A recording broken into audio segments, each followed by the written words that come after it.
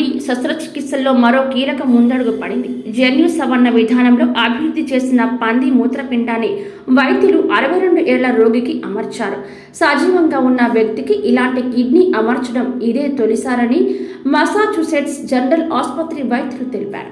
ఈ నెలలోనే సంబంధిత శస్త్రచికిత్స చేశామని చెప్పారు. రోగి ప్రస్తుతం బాగానే కోలుకుంటున్నారని అన్నారు.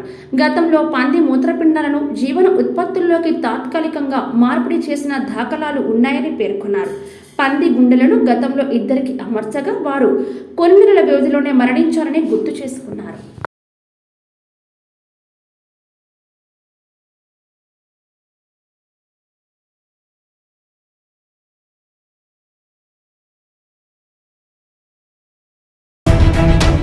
సామాన్య ప్రజలకి కొండంత అండగా ధైర్యాన్ని ఇచ్చుంటారు. నిజమైన ప్రజానాయకుడిగా ఉండవలసిన మీరు సామాన్యుడిగానే ఉండిపోయారా? ఒక ప్రజానాయకుడిగా త్వరగా ఎదగాలనుకుంటే S4 టీవీ న్యూస్తో కలిసి నడవండి, కలిసి గెలవండి. ఆసక్తి గలవారు సంప్రదించాల్సిన phone number 9100009277. Email address s4tvnews@gmail.com.